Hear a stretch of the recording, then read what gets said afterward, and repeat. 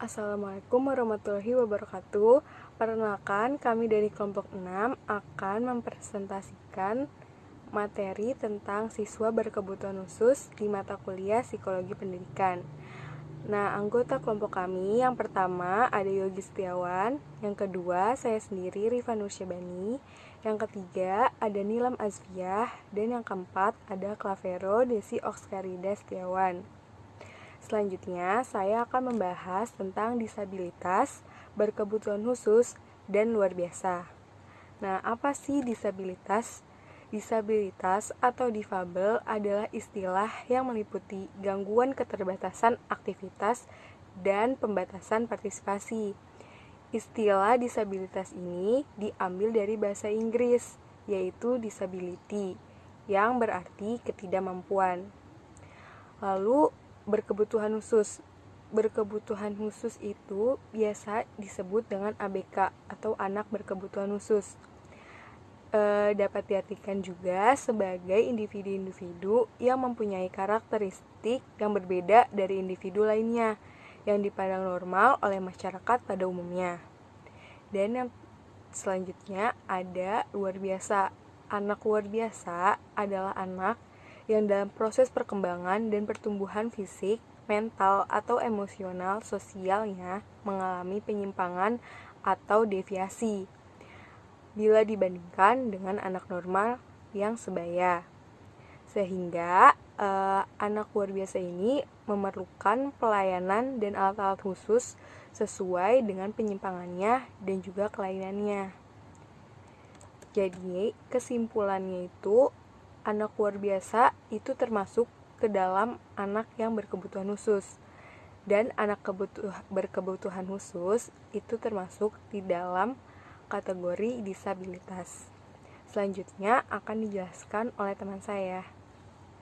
Selanjutnya, saya Nilam Asfia akan menjelaskan tentang ragam anak berkebutuhan khusus.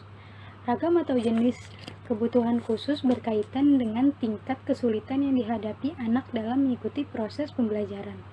Jenis kesulitan inilah yang memunculkan kebutuhan khusus agar anak dapat mengembangkan potensi secara maksimal. Jenis kebutuhan khusus dapat dilihat dari bidang yang mengalami kelainan dan dapat pula dilihat dari arah kelainan. Menurut Mulyo Abdurrahman, kategori peserta didik atau anak berkebutuhan khusus terbagi menjadi 5 kelompok. Yang pertama, ada kelompok yang mengalami kelainan dalam bidang intelektual, terdiri dari anak yang luar biasa cerdas atau intelektual superior. Kedua, kelompok yang mengalami kelainan yang terjadi karena hambatan sensori atau indera. Ketiga, kelompok anak yang mendapat kesulitan belajar dan gangguan komunikasi. Keempat, kelompok anak yang mempunyai kelainan perilaku. Dan kelima, ada kelompok anak yang mempunyai kelainan ganda atau berat. Lalu, menurut Davidson, Nile, dan Cringe, klasifikasi anak berkebutuhan khusus terdiri dari gangguan pemusatan belajar, retardasi mental, dan gangguan autistik. Selain itu, seorang anak dikatakan berkebutuhan khusus apabila termasuk dalam salah satu kategori, seperti kelainan sensori, 2. Deviasi mental, kelainan komunikasi, seperti problem bahasa dan ucapan, 4. Ketidakmampuan belajar, seperti masalah belajar yang serius karena kelainan fisik, kelima, perilaku menyimpang, dan keenam, cacat fisik dan kesehatan termasuk kerusakan neurologis, ortopedis, dan penyakit lainnya. Adapun anak berkebutuhan khusus yang paling banyak mendapatkan perhatian guru menurut Kauf dan Halahan. Pertama, ada tunanetra. Tunanetra adalah individu yang memiliki hambatan dalam penglihatan. Tunanetra terbagi menjadi 2 klasifikasi. Yang pertama ada buta total atau blind, dan kedua ada low vision atau turunnya fungsi penglihatan seseorang secara permanen dan tidak dapat diperbaiki dengan bantuan kacamata atau alat optik lainnya. Yang kedua, ada tunarungu. Tunarungu adalah individu yang memiliki hambatan dalam pendengaran. Tunarungu diklasifikasikan menjadi 4 tingkat. Tingkat pertama ada gangguan pendengaran sangat ringan, gangguan pendengaran sedang, gangguan pendengaran berat, dan terakhir ada gangguan pendengaran ekstrim atau tuli. Yang ketiga ada tunagrahita. Menurut peraturan pemerintah nomor 72 tahun 1991, anak tunagrahita diartikan sebagai anak-anak yang memiliki kecerdasan di bawah rata-rata pada umumnya.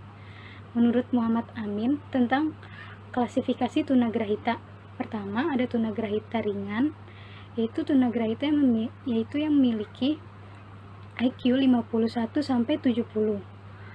Kedua, tunagrahita sedang dengan IQ 36 sampai 51. Dan yang ketiga, ada tunagrahita berat dengan IQ 20 sampai 35. Yang keempat, ada gangguan komunikasi. Gangguan komunikasi merupakan gangguan yang cukup signifikan karena kemampuan berkomunikasi memungkinkan seseorang untuk berinteraksi dengan orang lain. Jika kemampuan ini terganggu, maka proses interaksi ini akan terganggu juga. Nah, gangguan komunikasi terbagi menjadi 2, yaitu gangguan bicara dan gangguan bahasa. Gangguan bicara yang sering disebut sebagai tunawicara dapat disebabkan oleh gangguan pendengaran yang terjadi sejak lahir atau kerusakan organ bicara. Misalnya, lidah yang terlampau pendek sehingga anak tidak dapat memproduksi bunyi secara sempurna. Terus ada yang kedua, ada gangguan bahasa. Ditandai dengan munculnya kesulitan anak dalam memahami dan menggunakan bahasa, baik dalam bentuk lisan maupun tulisan. Untuk memahami dan menggunakan bahasa, baik lisan maupun tulisan, dibutuhkan penguasaan terhadap sistem bunyi bahasa, tata kata, tata kalimat, makna kata, dan penggunaan bahasa yang sesuai dengan konteks. Yang kelima adalah tunadaksa. Tunadaksa adalah individu yang memiliki gangguan gerak yang disebabkan oleh kelainan dan suatu kecelakaan. Yang disebabkan oleh kelainan diantaranya karena adanya kelainan pada neuromuskular dan struktur tulang belakang yang bawaan. Nah, yang untuk kecelakaan ataupun sakit dia disebabkan karena adanya mungkin ada suatu peristiwa kecelakaan yang menyebabkan akhirnya dia kayak seperti amputasi, terus menjadikan dia lumpuh seperti itu. Nah, tunadaksa sendiri ada 3 tingkatan, yaitu rendah, sedang, dan tingkat yang tinggi atau besar. Tingkat yang ringan ini dia memiliki keterbatasan dalam melakukan aktivitas fisiknya, namun hal ini masih dapat untuk diterapi. Yang kedua adalah tingkat yang sedang. Tingkat yang sedang ini memiliki keterbatasan dalam mengalami gangguan koordinasi sensoriknya. Dan yang ketiga adalah tingkat berat. Tingkat berat ini memiliki keterbatasan total dalam gerakan fisik dan tidak mampu untuk mengontrol dirinya sendiri. Jadi tunadaksa yang tingkat yang paling tinggi ini tidak mampu lagi untuk diterapi. Nah, untuk yang keenam ada tunaganda. Tunaganda merupakan istilah yang digunakan untuk menyebut anak-anak yang mengalami kelainan ganda atau mengalami kelainan yang lebih dari satu. Misalnya ada seorang anak yang mengalami kelainan penglihatan ringan. Selain mengalami kelainan penglihatan, dia juga mengalami gangguan intelektual seperti itu.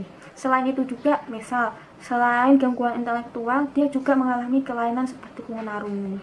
Jadi intinya untuk kelainan ganda ini, tunaganda ini adalah sebutan untuk anak-anak yang memiliki kelainan lebih dari satu seperti itu. Yang ketujuh itu ada tunalaras. Tunalaras merupakan individu yang mengalami hambatan dalam mengendalikan emosinya.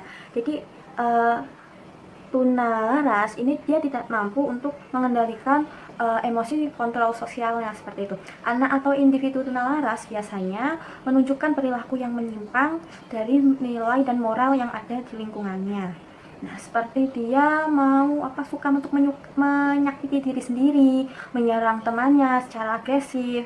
Nah, hal seperti itu termasuk ke dalam kategori tunalaras. Anak penderita autis termasuk juga ke kelompok tunalaras, karena perilakunya dapat membahayakan dirinya sendiri dan juga orang lain. Nah, selain autis juga ada ADHD ini singkatannya, yaitu Attention Deficit Hyperactive Disorder. Dan ada juga singkatan dari ADD, Attention Deficit Disorder. Nah, ini juga termasuk ke dalam kelompok tunalaras. ADHD ini merupakan ketidakmampuan anak untuk memusatkan perhatian yang disertai dengan dia bersikap hiperaktif. Jadi dia tuh anaknya nggak mau diam, anaknya aktif sekali, tapi dia tidak bisa memusatkan untuk fokus saja ke satu objek, itu tidak dapat gitu. Nah, yang sedangkan yang ADD ini merupakan anak yang mendapat kesulitan untuk memusatkan perhatiannya, sehingga perhatiannya itu selalu teralih, jadi hampir sama ya, tidak mampu untuk memusatkan fokusnya, tidak bisa memusatkan perhatiannya. Nah, yang kedelapan ada anak yang berkesulitan untuk belajar. Anak yang berkesulitan belajar ini merupakan anak-anak yang mendapatkan kesulitan belajar bukan karena kelainan, karena anak-anak tersebut adalah memiliki kecerdasan dengan IQ di bawah rata-rata, jadi memiliki tingkat kecerdasan yang di bawah normal. Nah, namun tidak mampu untuk mencapai prestasi yang seharusnya karena mendapatkan kesulitan ini ya, jadi dia tidak mampu untuk mencapai prestasi yang sesuai dengan usianya. Kesulitan belajar ini dibagi menjadi dua, yaitu kesulitan belajar secara umum dan secara khusus. Kesulitan belajar secara umum ini ditujukan dengan prestasi belajar yang beberapa mata pelajaran. Nah, sedangkan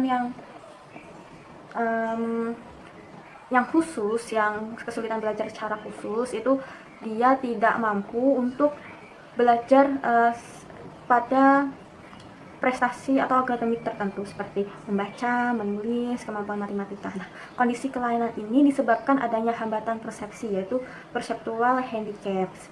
Nah, selain itu juga terjadi karena yang disebabkan oleh luka pada otak. Jadi otaknya ini mengalami mungkin ada gangguan pada otaknya, jadi membuat ketidakfungsian fungsi otak yang seharusnya. Nah, yang kesembilan ada anak yang berbakat. Jadi tadi ada anak yang kesulitan dalam belajar. Nah, yang sekarang ini anak yang berbakat. Anak yang berbakat ini dikenal dengan istilah hadiah.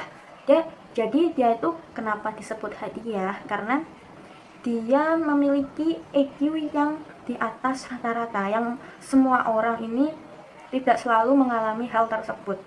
Jadi anak yang memiliki IQ di atas rata-rata ini termasuk ke golongan anak yang berbakat.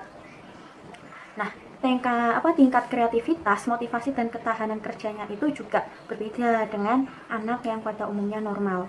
Karena dia memiliki IQ yang di atas rata-rata, maka kreativitas dan motivasi dan ketahanan kerja belajarnya itu sangatlah tinggi.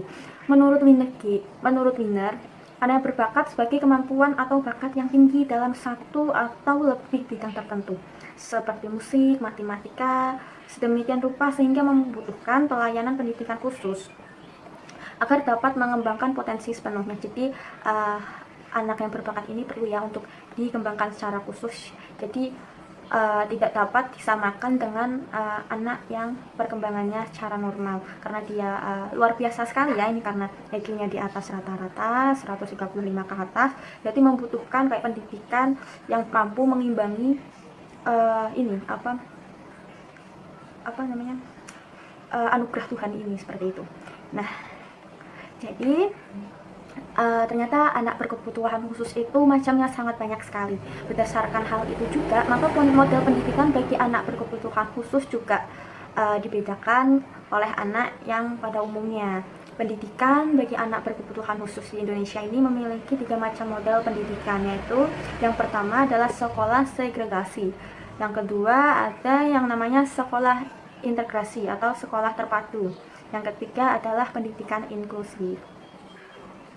Apa sih sekolah segregasi itu? Nah, jadi sejak anak berkebutuhan khusus memperoleh layanan pendidikan, model sekolah bagi anak berkebutuhan khusus ini yang telah lama hadir adalah sekolah khusus yang di Indonesia adalah sekolah luar biasa, namanya SLB tepatnya. Nah, sekolah khusus ini atau SLB ini biasanya dibuka secara khusus untuk setiap anak berkebutuhan khusus dengan kelainan yang berbeda-beda. Ada yang untuk kelas tunanetra, tunarungu, tunagrahita, tunadaksa, tunalaras, dan anak beragam kebutuhan khusus yang lainnya.